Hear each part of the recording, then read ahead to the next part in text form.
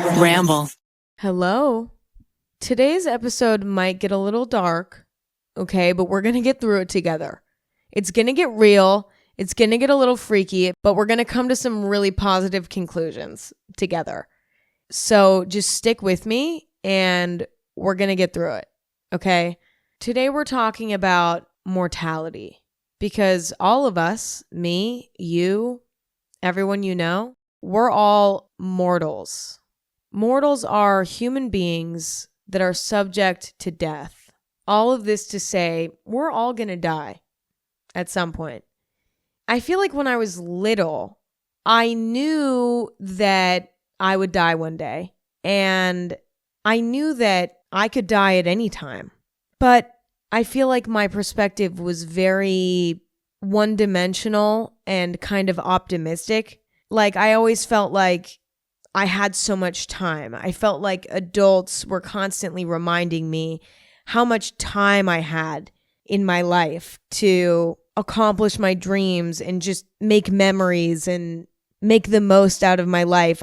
Like, the narrative when I was a child was, oh, you have so much time. And I would look at people who were older and just think, God, I'm so far from that. It almost feels like it'll never happen to me. I just never really thought about my own mortality.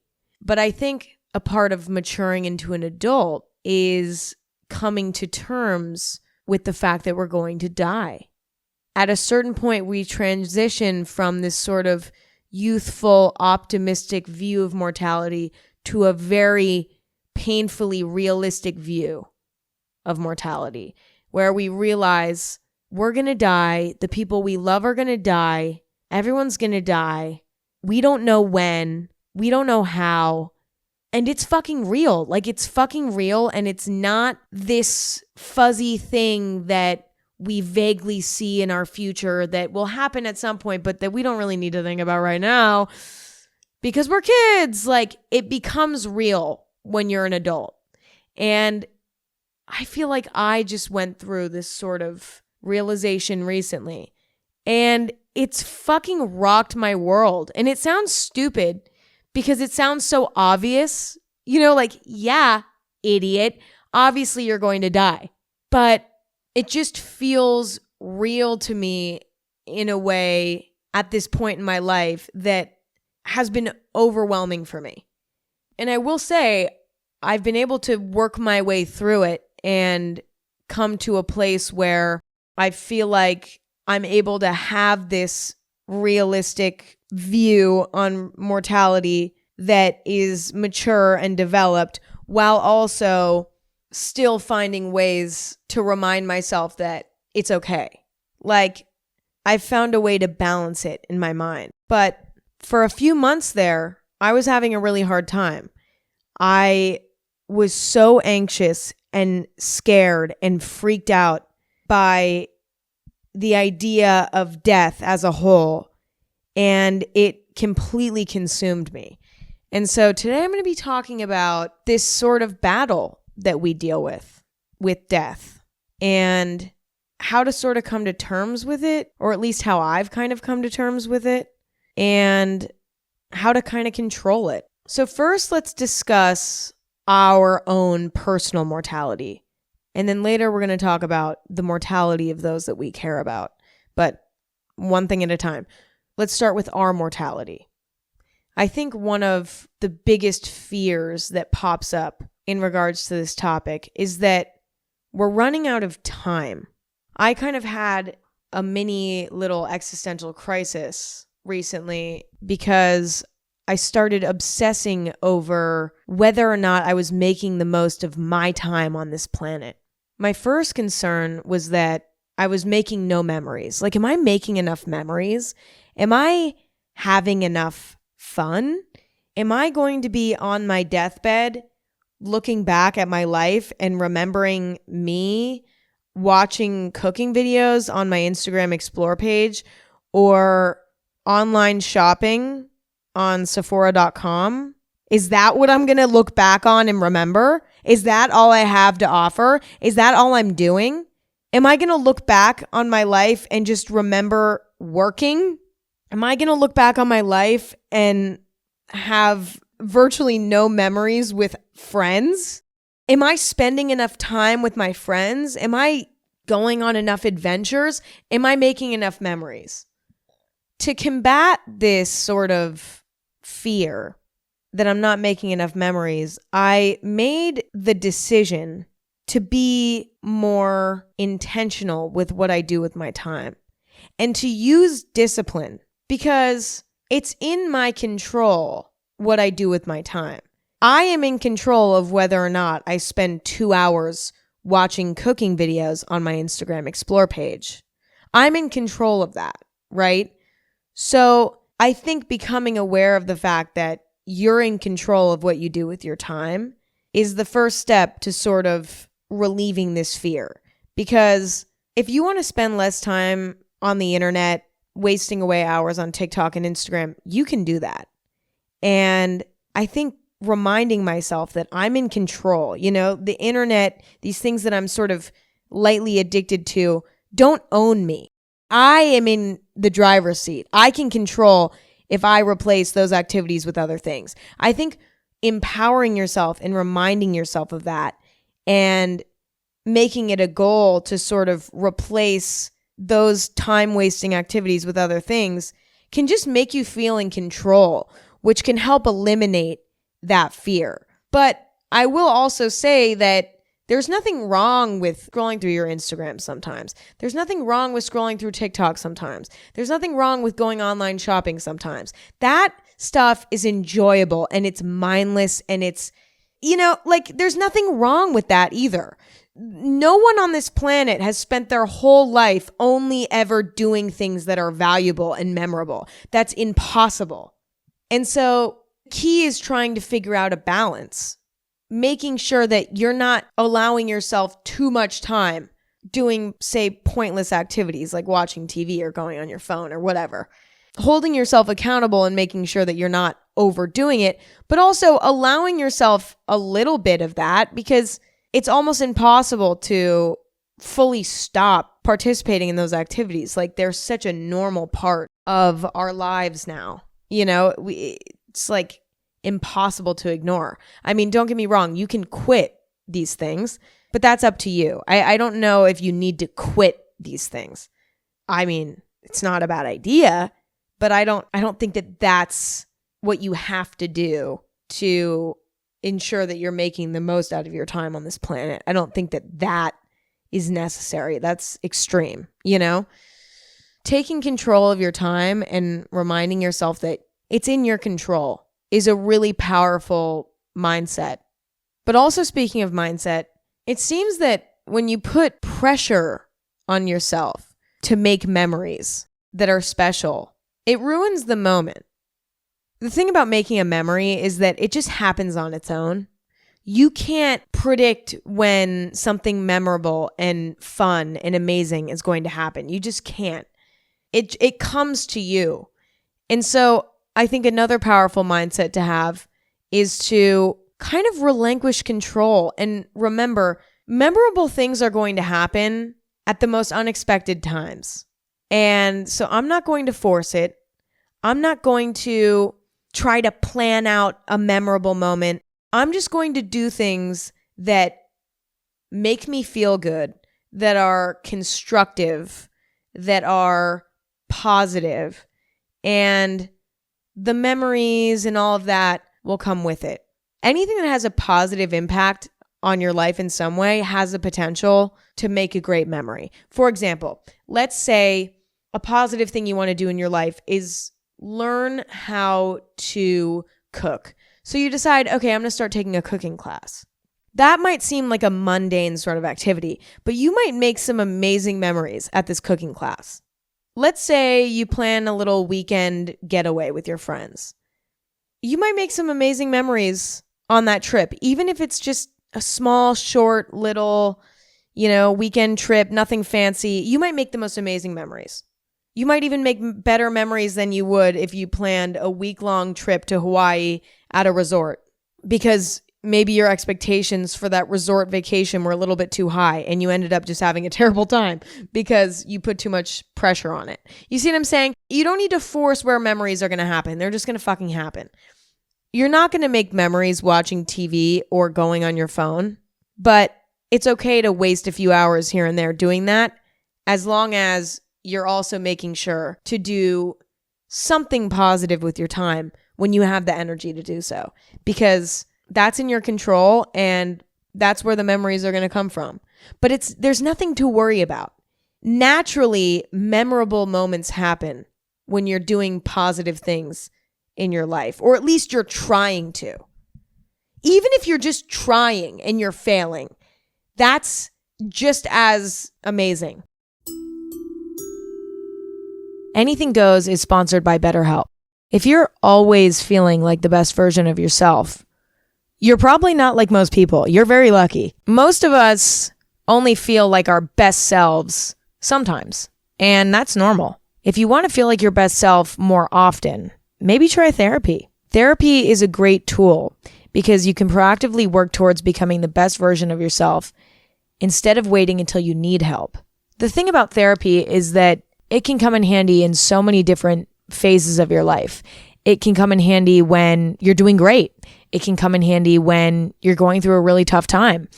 It can come in handy when you're somewhere in between those two. A misconception I used to have about therapy was that you needed to be going through a tough time to talk to a therapist. But a few years ago, I learned that is not true. Talking to a therapist when you're doing great is actually an amazing thing, because the therapist that you're speaking to can help you stay in that good place. Therapy is amazing because there's sort of a neutral person that you can talk to, and that can be incredibly useful. If you're thinking of giving therapy a try, BetterHelp is a great option. It's convenient, entirely online, and flexible, and you can switch therapists at any time. If you want to live a more empowered life, therapy can get you there. Visit betterhelp.com/anything today to get 10% off your first month. That's BetterHelp, HELP.com/anything. Another fear I think we have around our mortality is the fear that we're not doing anything big with our lives. I think a lot of people feel pressure to leave a mark on the world that ends up in the history books. A lot of people feel like they're a failure of a human being if they don't do something big. You know what I mean? Do something big, right? But the truth is that whether or not you're famous or you're ending up in the history books doesn't really matter.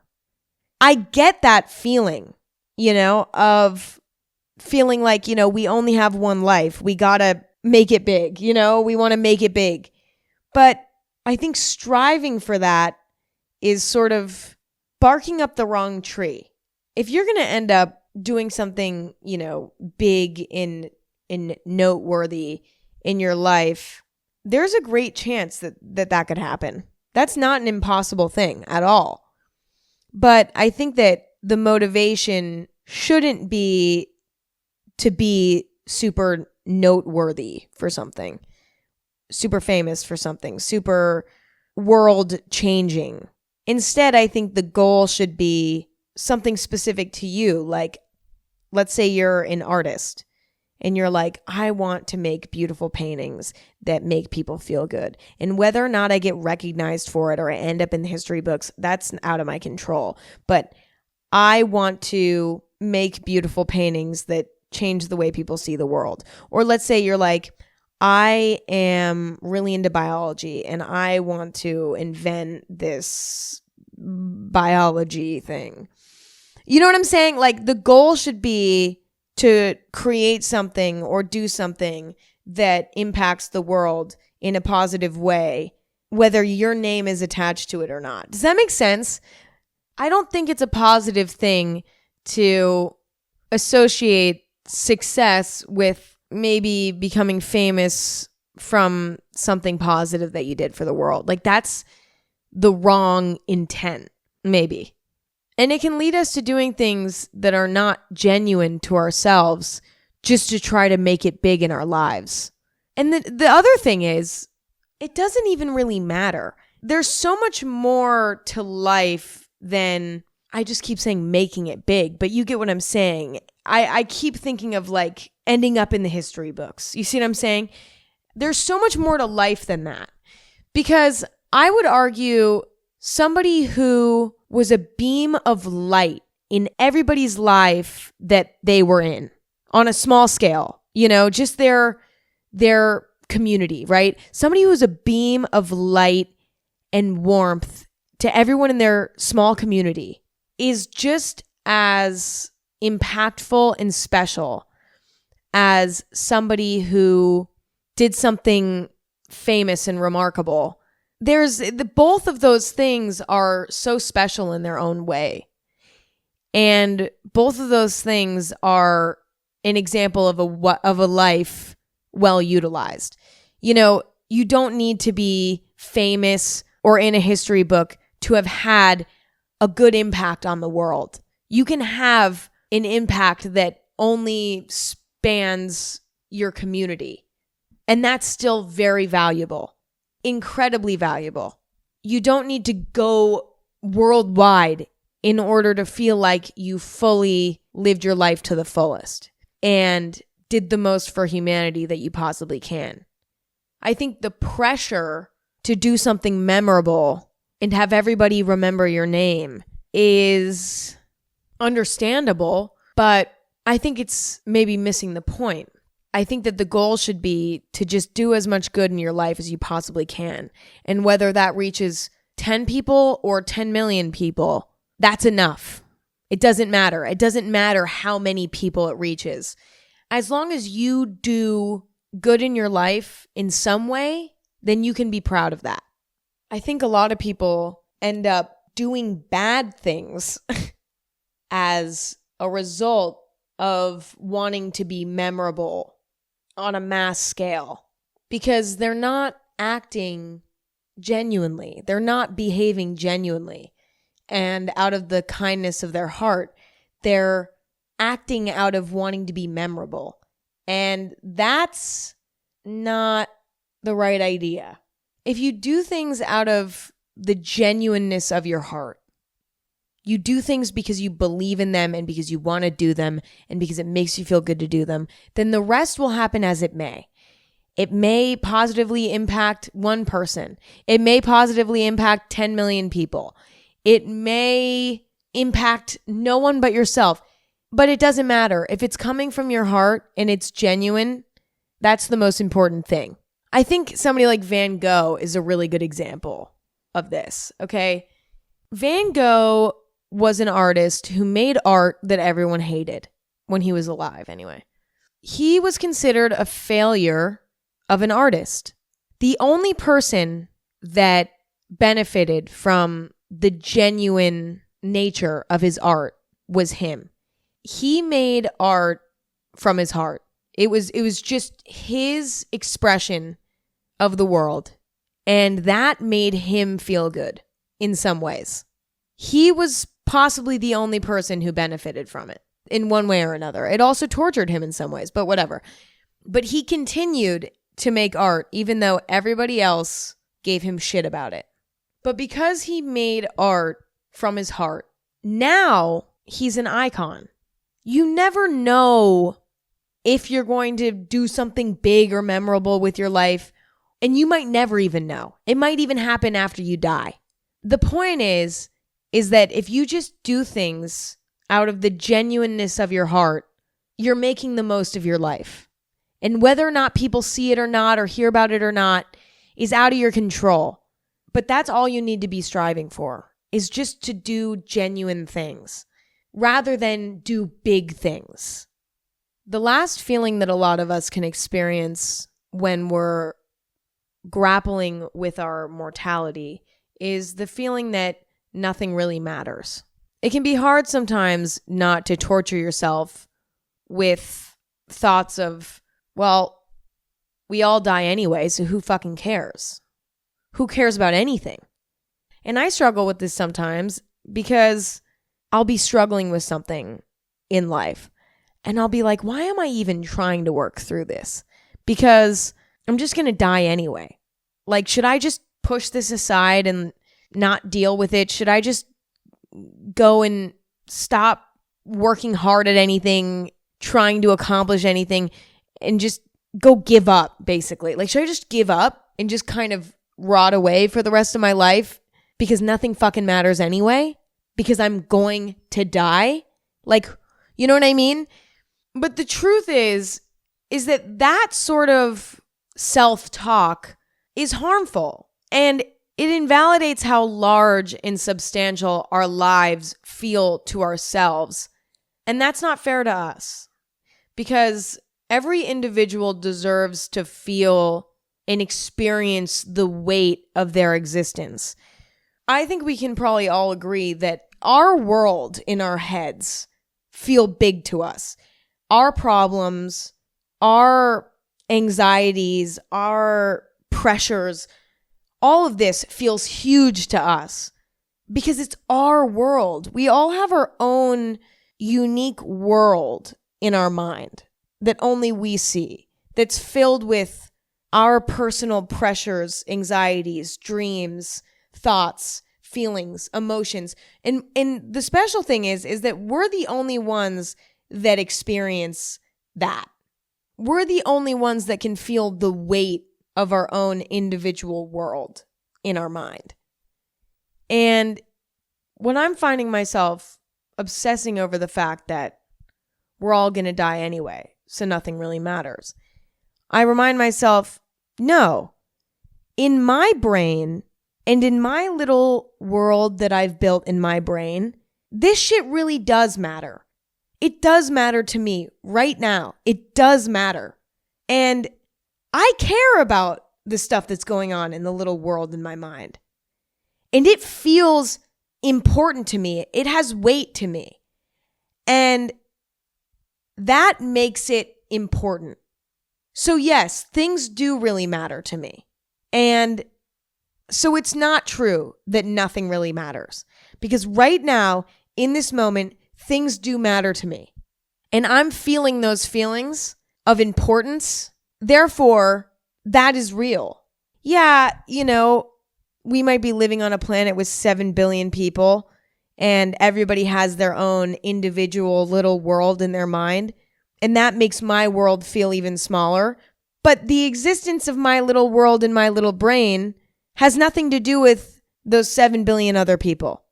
So my dreams, my anxieties, my concerns, my fears, my desires, all of that, that's all real and important. And even though I am going to die one day, it doesn't fucking matter, because right now in this moment, I'm alive and I care about things, and things are important to me, and I'm going to honor that. I think reminding yourself of that can be so powerful when you're questioning whether or not any of this has a purpose because your death is inevitable. It's like, well, yeah, I'm going to die anyway, but in this very moment, this shit feels important. Being on this planet feels important right now because I'm here. And so I'm just going to honor that feeling.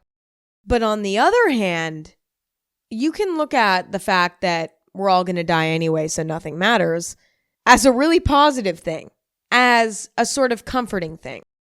In moments when you find yourself taking things too seriously and the weight of the world in your imagination, the world that you've built, the weight of that becomes too heavy, and you're like, hold on a minute.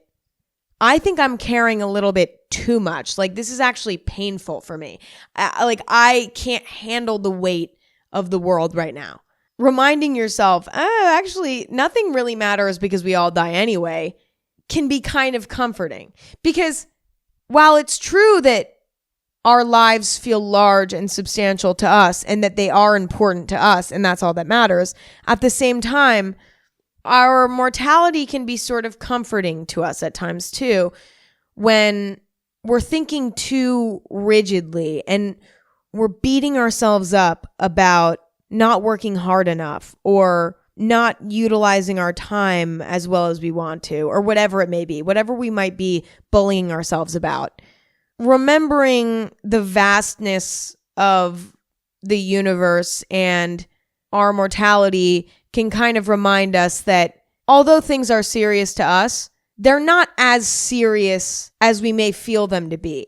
There are billions of people living at the same time as us.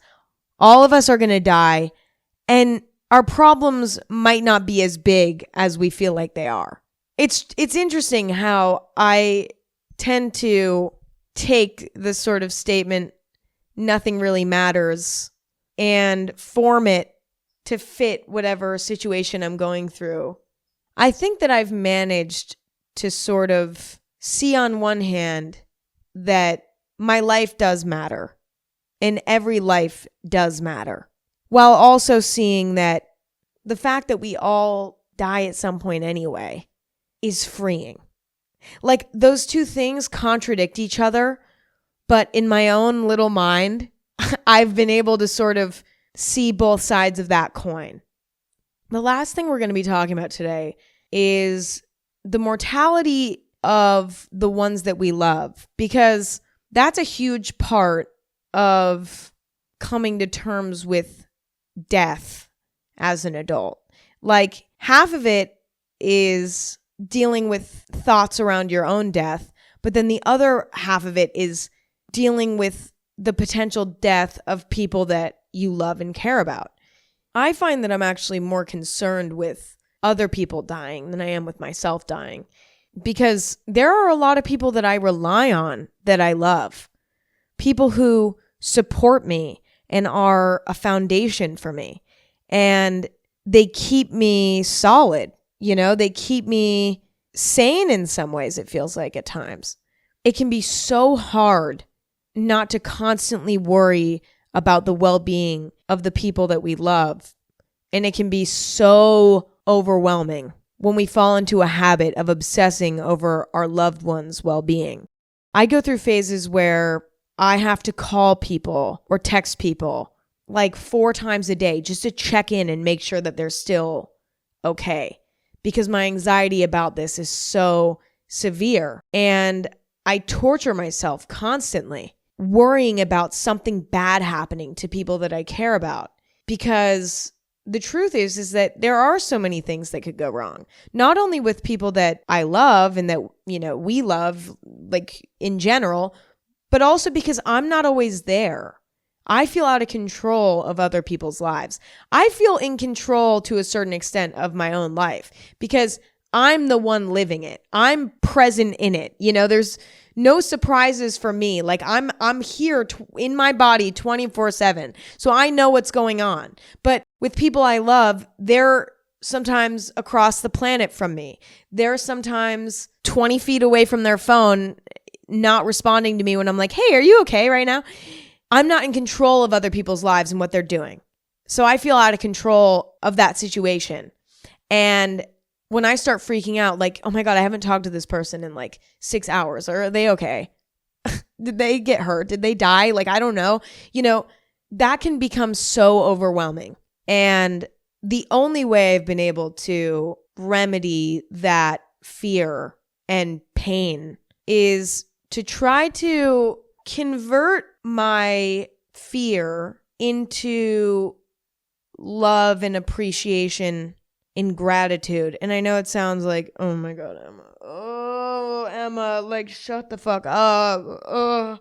Like, stop. Like, that's unrealistic. But it's not. Because every time I find myself spiraling and worrying about somebody that I care about and that I feel like I need in my life, I might shoot them a text and just be like, hey, how you doing? Like, whatever. And then internally, while I'm waiting for them to respond to me or something, just to like check in, make sure that they're okay and doing good or whatever, I am trying to mindfully replace my thoughts of all of the things that could be going wrong, all the ways that they could have gotten hurt over the past X amount of hours. I try to replace those thoughts with gratitude for that person. And I know it sounds ridiculous, but it's a way that I deal with my anxiety around people I care about dying, honestly. And it's so hard because my brain wants to be scared. Like it wants to worry about people and whether or not they're okay at any given moment. But I can't live like that. And I find that when I am mindful and try to replace those fears with gratefulness in a way, it kind of calms me down a little bit. And I found that over time, I've gotten better at sort of switching my mindset so that I don't spiral as often. Another thing that I think a lot of us worry about is whether or not we're spending enough time with people that we love. And this is hard because you kind of have to strike a balance in a way.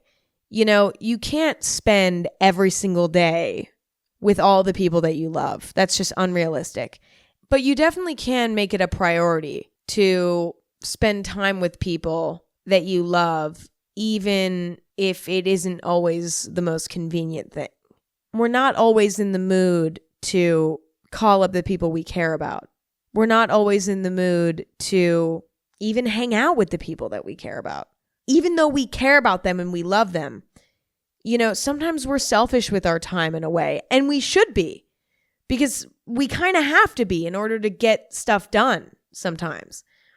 But it's about finding a balance and finding the time and finding the energy to give to those people that we love and care about so that we can relax and feel less concerned about whether or not we're spending enough time with the people we love. And it doesn't need to be physical time always. Maybe it's giving them a call.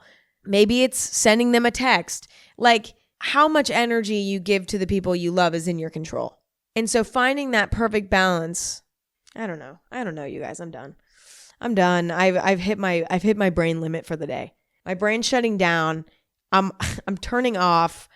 I will say, you know, the last few months of my life, sort of discovering mortality for the first time in my life, it's been really anxiety inducing. And I've been having really bad anxiety in general.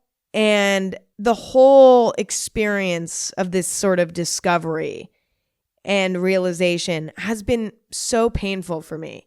But I will say that it's getting a lot better. And I think all of the things that I mentioned can be really helpful and powerful. And I hope that if there's one of you out there who's sort of dealing with this new anxiety in their life around death, I hope that some of these things can help you. And the truth is that death is one of those things that's out of our control. And it's so hard not to feel anxious and overwhelmed about it because we can't control it.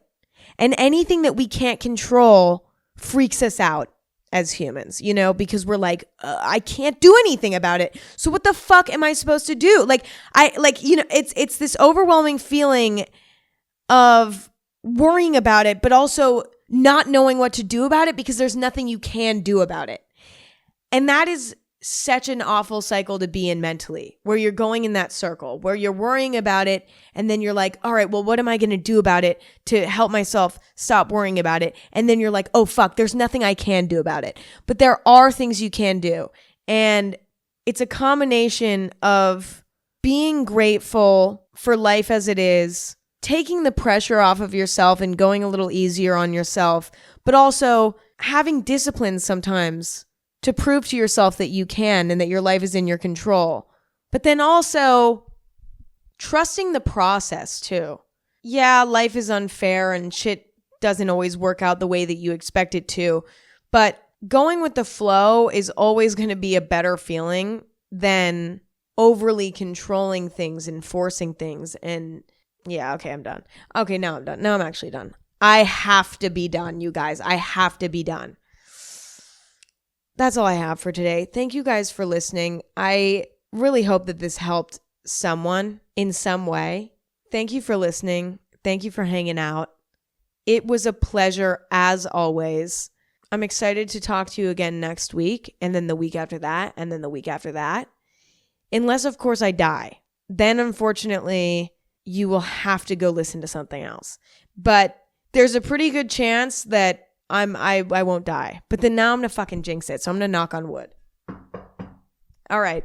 Now we're all good. Now that I knocked on wood, I will be seeing you for sure next week.